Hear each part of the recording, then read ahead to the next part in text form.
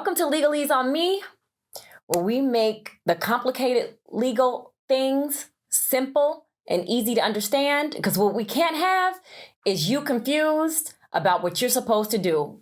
You got to know your rights so that you can walk in your power. I'm Malia, your host, and today we're going to talk about the creator's economy. We've heard so much about it, but I still feel like a lot of people don't really understand it. So let's talk about it. $100 billion. That's what they say the creator's economy is in 2023, with over 200,000 full-time content creators. That's a lot.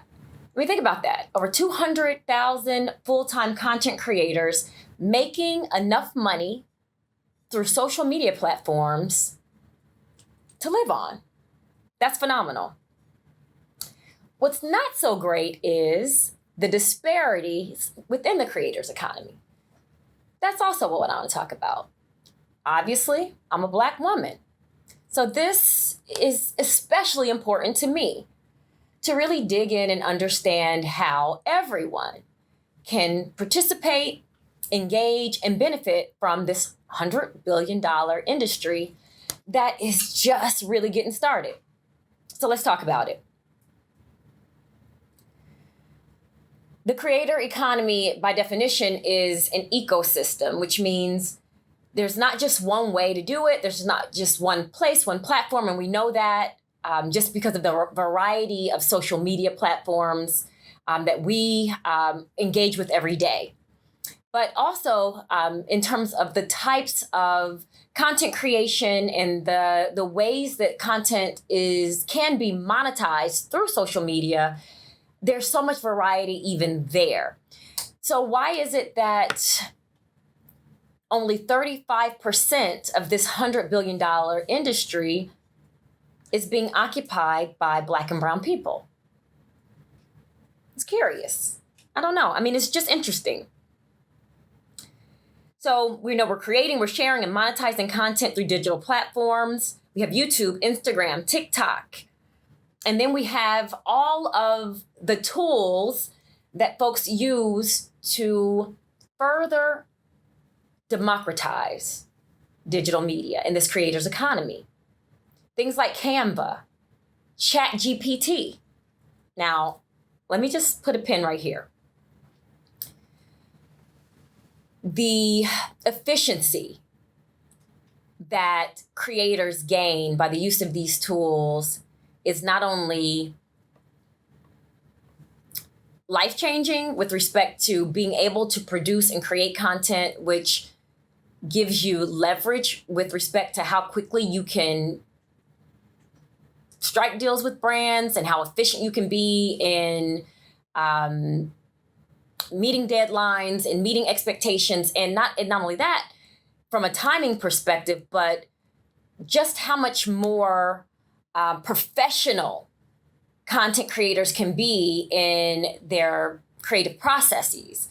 I mean, ChatGPT, Canva, Adobe Creative Suite, all of these tools, and there's so many more. I'm just naming a few, and I know, different creators like to use different tools, but that is really where I'm seeing a huge groundswell of development, even from a software perspective.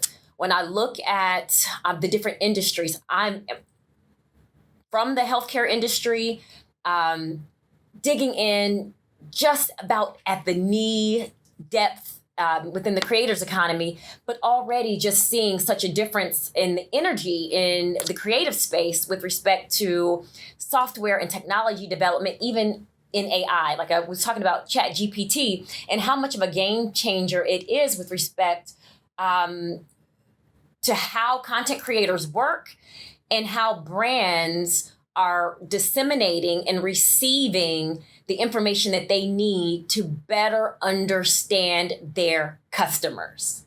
So what does that mean for equity and participation? Well, I mean, think about access to those tools. Is there a disparity in access to the tools that are necessary to create the type of content that brands want to see. Is that the issue? I actually don't think that that's the largest problem in terms of what's really driving such a gap in access to this $100 billion industry.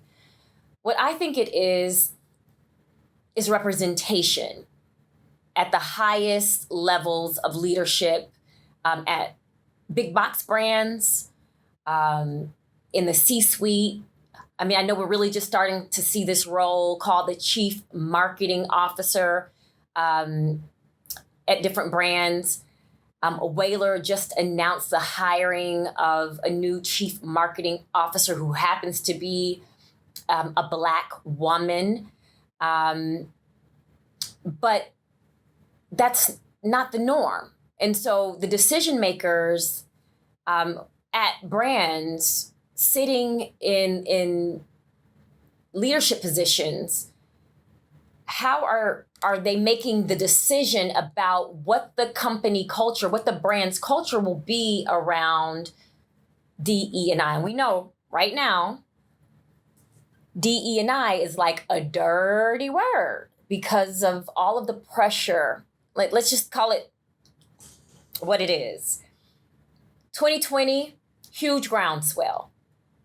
There really wasn't an area that Black and brown people couldn't play in if we wanted to, because everyone was reaching out and had outreach programs to minority communities after the unfortunate murder of George Floyd. What we have seen since then is a huge walk back from the steps that we had made 2020, 2021. I'd say 2022, mid 2022 to now, the efforts around DE&I internal to companies has slid backwards. And I think that the creators economy is no different from that, in that where there were brands who were seeking creators of color to represent their brands in 2020 and 2021, that's just not the case today.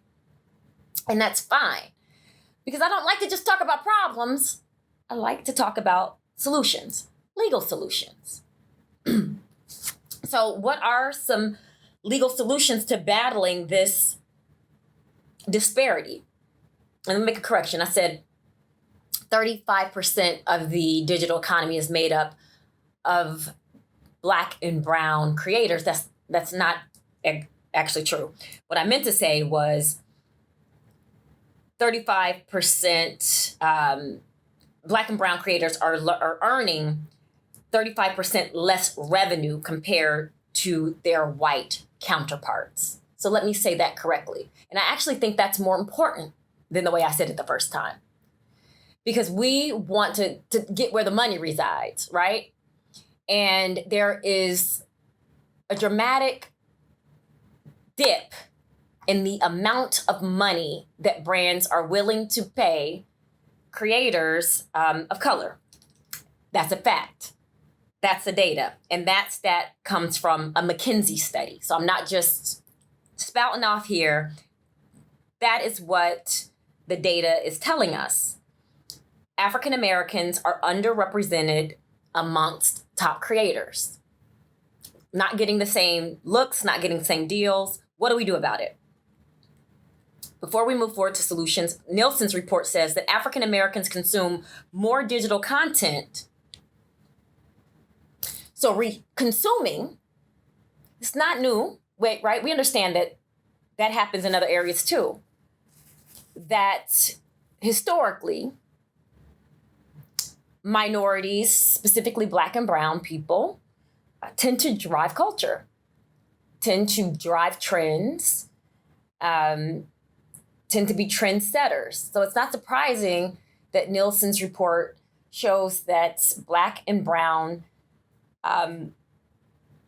people consume digital content on a much larger scale than any other demographic, but benefit from the economy that consumption creates at a much, much, much, much lower rate. That's not surprising. Not surprising. But what do we do about it? What do we do about it? The first thing is knowing how to own your content, being an owner of your content, being smart about if you are a content creator of color, if you want to support a content creator of color, if you are a brand and you're hearing this and you want to know, wow, how can I make sure that our brand is being equitable in how we are seeking brand partnerships with content creators, how we are reviewing accounts and determining who is qualified to come into an affiliate. How can we be better? The first thing is understanding what the gaps are, which we just talked about. The second thing is not further exasperating the gaps and the disparities by not allowing content creators to maintain ownership of their content. And so licensing, I always encourage my clients to focusing on licensing the usage of your content, especially if it really matters to the future of your personal brand. What do I mean by that? Well, there's a few ways that brands can partner with you through affiliate programs, through brand deals. But almost every contract that I see between a content creator, especially of color, and a brand is asking for exclusive rights to own and to use content into perpetuity. And that just means that it's theirs. They can do with it what they want forever. Amen. You made it. It's your face, your likeness, your image, your voice. But when you hand it over, it becomes theirs. And so I say you just want to be more deliberate about the decisions that you make, the ownership decisions you make. Is this something that you are willing to give ownership rights over to a brand? Or is there more value in retaining ownership of the intellectual property, licensing the use of that content for a specified period of time, right? Having very clear parameters around what the terms of use will be, what the time period will be that the brand can use your content as a sponsored ad, whatever it may be. But the terms of the contract need to be very clear. If it is content that you can repurpose, if it is content that is important for your personal brand. Also, I say this all the time. I don't know that a lot of you are listening. Right, don't leave money on the tables. I don't know that a lot of you are listening to this, but even if you are a part-time content creator and you have a full-time job, and this is something you're doing on the side, it is still a business. And it is really important for you to consider organizing your side hustle as a formal business, whatever that might be, an LLC, an S Corp.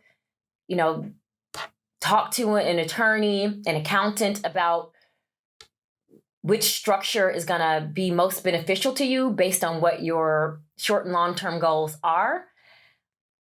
But whichever structure you choose, it behooves you to organize as a business, file and register your trademarks, file copyrights. I'm just going to debunk something right here real quick as it relates to trademarks, because I hear people saying this a lot, and it's really not true. And that's that even if you don't register a copyright with the Copyright Office that it's fine because you have a common law copyright. It's kind of true, kind of not true. The reality is that there probably will be some common law protections. If nothing else, it likely, all things considered, would be covered under the Copyright Act. But you cannot enforce a copyright that is not registered. That's fairly new with respect to the timing that registration has to happen. But yeah, pretty much 3 months from the date of first publication, you need to have filed to have your copyright registered if you want to sue for copyright infringement. So all things aren't created equal. And why that's important is because statutory damages for copyright, and this is not a copyright podcast, but I feel like this is so important to say. Copyright infringement, statutory damages for copyright infringement can be anywhere from $750 per violation to $150,000 per violation if it's willful, meaning, and this happens on TikTok, Instagram, YouTube, every social media platform, that brands will see something that you post with their products or in their stores or their locations, and they'll just download it and repost it as a sponsored ad. Well, that likely is a violation of your copyright, but if you have not registered that piece of content specifically with the Copyright Office, your ability to sue and get statutory damages for that violation are, you don't really have that avenue at your disposal. So I digress. The point is, own your stuff. Own your stuff. If you want to participate in this digital economy, take the time, take a step over, I won't say back, organize your business. File and register your trademarks and your copyrights. Now, copyrights, it's a lot to do for every piece of content, but for those high value pieces of content that there's a high propensity for infringement or theft, take the time to register those. Take the time to register those. If you know something is likely to go viral based on your analytics, maybe you should think about, and it doesn't take a lot, filing a copyright registration it's not expensive, but do it. It's, we have to be better about doing the work on the front end that puts us in the position that we want to be in later. If we want a bigger bite of this creator's economy, a $100 billion economy, an ecosystem, that means there are so many different ways that you can get involved and get your piece of this pie, but get better at the business side of it. Contract negotiations. If you want to participate in the creator's economy, get better at negotiating contracts. Now, listen, I know when you get your first brand deal, you are so super excited that you got your first brand deal and you are likely to sign anything. Don't make it a habit, because you are likely, this is just a general rule of contract negotiation. The first offer, it's never the best offer. Never, never, never, never. And any desperate party at the negotiating table, has already lost because you're desperate. And it's like blood in the water to a shark. A good negotiator, which will be the person who passed the contract across the table to you, is going to take advantage of that. So take the time to read the agreement and understand what the offer is and know that it is completely normal to push back on terms that don't benefit you. And here's the catch. If a brand is willing to walk away from you because you push back on a term like indemnity, because they are not willing to indemnify you from third-party liability, meaning that if you produce content for them and maybe it's about a product and somebody gets hurt using that product after watching your video, they can't sue you. They have to sue the brand. The brand's saying, no, I'm not going to let you out of that. I want you to stay in the lawsuit. Well, why would you ever sign that? Why would you agree to that? You didn't produce that product. You're not responsible for how that product functions. You're not responsible for how that product malfunctions. But just because you want to make a couple $100s or a couple $1,000, you'd sign a contract with an indemnity provision that works against you like that? No, that's desperation. So get better at contract negotiation. And 3, if you haven't already, read the terms of service, the privacy policy, and the copyright policy for the social media platforms that you play on. Please do. Read TikTok's copyright policy. Read it. Read Instagram's, read YouTube's, read Facebook's, read them all. And 4th, I think that might be 4. If you don't understand it, find a social media lawyer. I know that's a new term, practice area. Maybe you haven't heard it before, but we do exist. Maybe it's an entertainment lawyer. I don't know. Find someone near you that you can talk to review the agreements, to explain the things that you don't understand. These are small investments that will save you so much in the long run and position you in a better way to participate in the digital economy. Again, $100 billion. Why don't you have a piece of it? Why? Self-education on legal rights and responsibilities to safeguard your creative works and best interests. These are my tips. Building your strong personal brand. This whole thing about deniching, I think, is so important to creators, minority creators. Deniching. I don't know that Black and brown creators who are only getting 35% of the creator economy revenue can afford to be so tunnel focused on one niche. We have to diversify. I think that brands, if you are at a brand and you want to know how you can help close the gap, be comfortable with the fact that minority content creators have to diversify.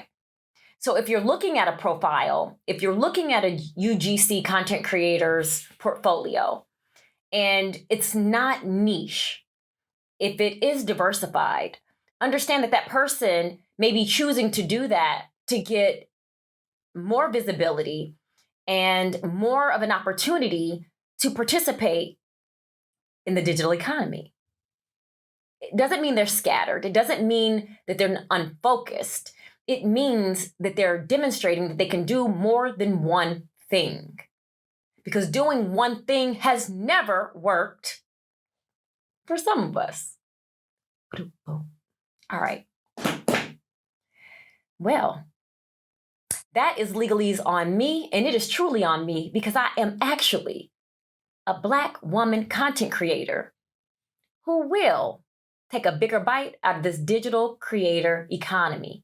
And I hope you will too, either as a content creator, as an ally to minority content creators.